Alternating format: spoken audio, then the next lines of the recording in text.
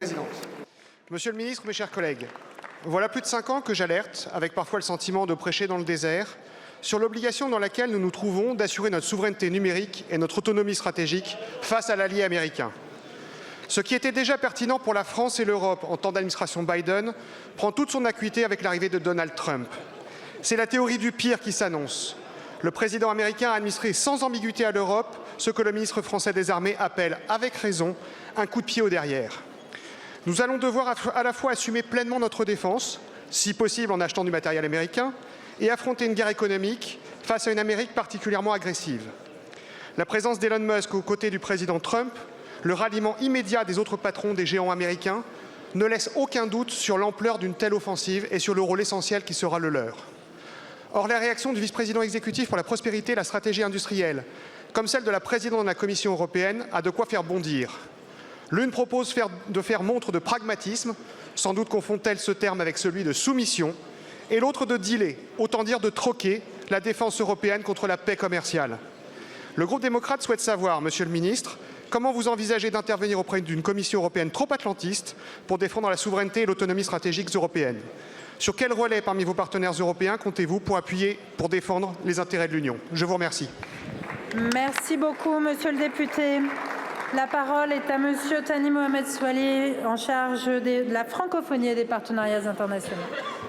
Merci Madame la Présidente, Mesdames et Messieurs les députés, Monsieur le député, cher Philippe Latombe, je vous remercie pour votre question.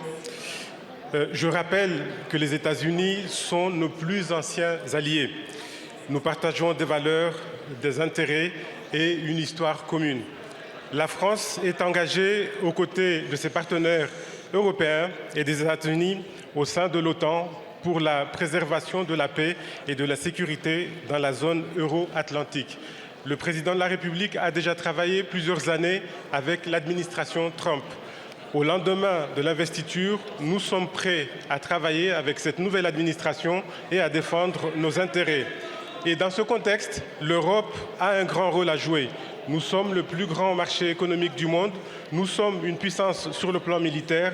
Personne n'a intérêt à entrer en conflit avec l'Union européenne. La configuration géopolitique actuelle est donc en réalité une opportunité pour que l'Europe s'affirme comme la puissance stratégique qu'elle est. Le ministre de l'Europe et des Affaires étrangères a d'ailleurs appelé la Commission européenne à se saisir vigoureusement de ces outils et à renforcer encore la législation sur les questions numériques, par exemple. Nous serons extrêmement fermes sur le sujet. Nous pourrons nous appuyer notamment sur nos partenaires allemands ainsi que sur toutes celles et ceux convaincus comme nous du rôle et des valeurs de l'Europe dans un monde fragmenté. Je vous remercie. Merci beaucoup, Monsieur le Ministre.